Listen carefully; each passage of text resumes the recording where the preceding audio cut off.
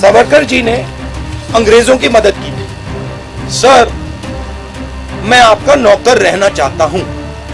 ये मैंने नहीं लिखा, ये सावरकर जी ने लिखा है कि जब सावरकर जी ने इस कागज पे साइन किया, उसका कारण क्या था?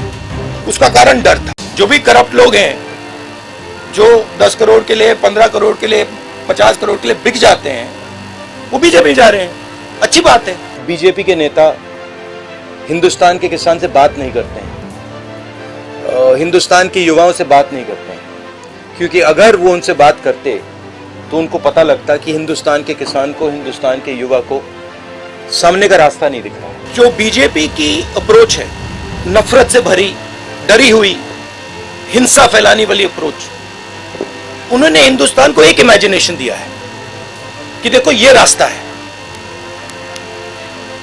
देश में नफरत फैलाओ, लोगों को डराओ,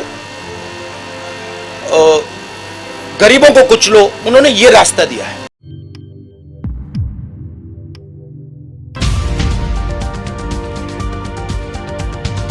8 साल से डर का माहौल, नफरत और हिंसा फैलाई जा रही है। शायद बीजेपी के नेता हिंदुस्तान के किसान से बात नहीं करते हैं, हिंदुस्तान के युवाओं से बात नहीं करते हैं, क्योंकि अगर वो उनसे बात करते तो उनको पता लगता कि हिंदुस्तान के किसान को, हिंदुस्तान के युवा को सामने का रास्ता नहीं दिख रहा है। बेरोजगारी फैल रही है, महंगाई फैल रही है, किसान को सही दाम नहीं मिलता है।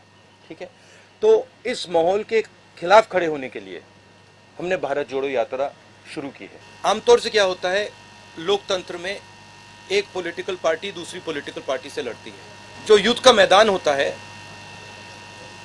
उसको जो देश के इंस्टीट्यूशंस होते हैं, वो उस युद्ध के मैदान में फेयरनेस क्रिएट करते हैं। आज क्या है कि ये एक राजनीतिक पार्टी और दूसरी राजनीतिक पार्टी के बीच में लड़ाई नहीं है। और मैं सिर्फ कांग्रेस की बात नहीं कर रहा हूं। एक तरफ हिंदुस्तान के सारे इंस्टीट्यूशंस खड़े हैं, बोलना नहीं चाहिए, मगर विपक्ष का प्रेस पे तो कंट्रोल नहीं है, हैगा? प्रेस पे तो कंट्रोल नहीं है ना। तो बीजेपी का प्रेस पे कंट्रोल है, इंस्टीट्यूशनल स्ट्रक्चर पे कंट्रोल है, जुडिशरी पे प्रेशर डालते हैं। तो ये परसेप्शन सच परसेप्शन नहीं है, ये परसेप्शन सुपरफिशियल ऊपर का परसेप्शन है। मगर अगर आप नीचे जाएं और जनता से पूछें तो आपको बहुत एकदम दिख जाता है कि जनता क्या कह रही है और ऊपर परसेप्शन क्या बन रहा है, उसमें फर्क है। देखिए, हमने ये सब एवेन्यूज ट्राई की, प्रेस की एवेन्यू ट्राई की, हमने पार्लियामेंट में अपनी बात रखने की कोशिश की। सिर्फ मैंने नहीं, सिर्फ कांग्रेस पार्टी ने नहीं, विपक्ष की सब पार्टियों ने। ठीक है, जब हम वहां कुछ बोलने की कोशिश करते हैं, चाहे वो नोटबंदी की बात हो, चाहे वो जीएसटी की बात हो, चाहे वो चाइना की बात हो, वो माइक ऑफ हो जाता है। तो यात्रा हमने इसलिए चालू की है कि हमारा और विपक्ष को कोई और रास्ता ही नहीं बचा है। जो बीजेपी की अप्रोच है, नफरत से भरी, डरी हुई, हिंसा फैलाने वाली अप्रोच, उन्होंने हिंदुस्तान को एक इमेजिनेशन दिया है कि देखो ये रास्ता है, देश में नफरत फैलाओ, लोगों को डराओ, गरीबों को कुचलो। उन्होंने ये रास्ता दिया है। यात्रा की कोशिश है, और ये यात्रा इसमें सफल हो गई है। यात्रा की कोशिश है कि देश को बताना कि देखिए सिर्फ ये तरीका नहीं है, एक और तरीका है। अभी मेरे साथ एक शिवसेना के एमएलए चल रहे थे, वो कह रहे थे 50 करोड़ रुपए उनको ऑफर किया था, वो नहीं गए, बहुत सारे और गए। तो देखिए, एक प्रकार से ऑपोजिशन की सफाई भी हो रही है। जो भी करप्ट लोग हैं, जो 10 करोड़ के लिए, 15 करोड़ के लिए, 50 करोड़ के लिए बिक जाते हैं, वो बीजेपी जा रहे हैं। अच्छी बात है। हिंदुस्तान में साफ सुथरे लोगों की कमी तो नहीं है,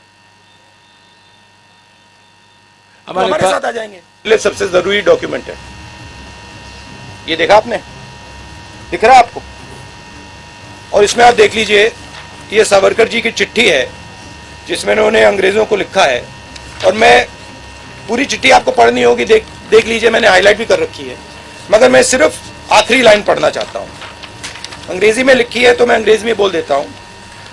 आई beg to remain sir your most obedient servant V D. Savarkar. Hindi में ट्रांसलेशन कर देता हूं। सर, मैं आपका नौकर रहना चाहता हूं। ये मैंने नहीं लिखा, ये सावरकर जी ने लिखा है।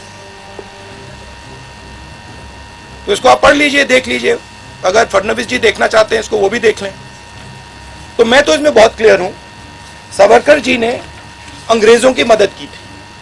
ये मेरी राय है, ये मेरी राय है कि जब सावरकर जी ने ये चिट्ठी साइन की, गांधी जी, नेहरू जी, पटेल जी, ये सब सालों जेल में रहे, कोई चिट्ठी साइन नहीं की। मेरी थिंकिंग है कि जब सावरकर जी ने इस कागज पे साइन किया, उसका कारण क्या था? उसका कारण डर था। अगर वो डरते नहीं, वो इसको कभी नहीं साइन करते। और इस सिग्नेचर में धोखा था। जब उन्होंने ये साइन किया, वो हिंदुस्तान के जो सब नेता थे, महात्मा गांधी, सरदार पटेल, उन सबको उन्होंने धोखा किया। और उन्होंने उनको कहा कि देखो, तुम गलत कर रहे हो, तुम्हें भी साइन कर देना चाहिए। तो ये दो विचारधाराएं हैं। हमारी पार्टी में हम डिस्कशन करने के लिए तैयार हैं। अगर कोई सोचे कि नहीं भैया, यात्रा को ऐसे चलाना चाहिए, हम प्यार से सुनते हैं। हम डिक्टेटर नहीं है यहाँ पे। अंत में दोस्तों, आपसे निवेदन है कि आप हमारे इस चैनल को लाइक करें, शेयर करें और सब्सक्राइब करें, ताकि आपको लेटेस्ट खबरें और अपडेट मिलती रहें। और साथ के साथ आपसे निवेदन है कि हमारे फेसबुक पेज हर खबर आप तक को ज़रूर लाइक और फॉलो करें। और इस खबर में इतना ही, हमें दीजिए इजाज़त। आगे फिर मुलाकात होगी आपसे किसी ऐसी खबर के साथ। तब तक के लिए जय हिंद, धन्यवाद दोस्तों।